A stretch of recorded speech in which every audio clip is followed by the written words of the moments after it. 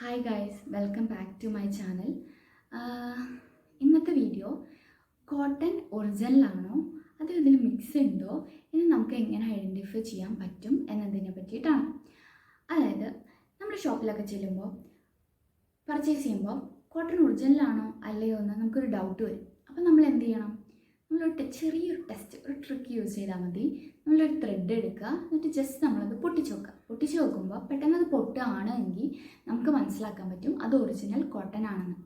ഇനി നമുക്ക് ഈസി ആയിട്ട് വീട്ടിലൊക്കെ ചെയ്യാൻ പറ്റുന്ന ഒരു ടെസ്റ്റാണ് ബേണിംഗ് ടെസ്റ്റ്. ബേണിംഗ് ടെസ്റ്റ് എങ്ങനെയാണെന്ന് വെച്ചാൽ നമ്മളൊരു പീസ് ഓഫ് കോട്ടൺ എടുക്കുക, എന്നിട്ട് അത് ബേൺ ചെയ്യുക. ബേൺ ചെയ്യുമ്പോൾ പേപ്പർ കത്തുന്ന സ്മെല്ലോ അല്ലെങ്കിൽ വുഡ് കത്തുന്ന സ്മെല്ലോ ഒക്കെയാണ് വരുന്നതെങ്കിൽ നമുക്ക് ഐഡൻറ്റിഫൈ ചെയ്യാൻ പറ്റും അത് ഒറിജിനലാണ്, അതിൽ മിക്സ് ഒന്നും ഇല്ലയെന്ന്. അപ്പം ഇതൊരു ഷോർട്ട് വീഡിയോ ആയിരുന്നു. നമുക്ക് ഈസി ആയിട്ട് ഐഡൻറ്റിഫൈ ചെയ്യാൻ പറ്റിയിട്ടുള്ള 2 ടെസ്റ്റാണിത്. അപ്പോൾ നിങ്ങളതൊക്കെ ഒന്ന് ചെയ്ത് നോക്കുക. ഈ 2 ട്രിക്ക് യൂസ് ചെയ്താൽ നിങ്ങൾക്ക് മനസ്സിലാവും. എൻ്റെ സ്പെഷ്യാലിറ്റീസിനെ പറ്റിയിട്ടൊന്നും ഞാൻ പറയുന്നില്ല, പറയുകയാണെങ്കിൽ നിങ്ങൾ പറഞ്ഞാൽ മതി.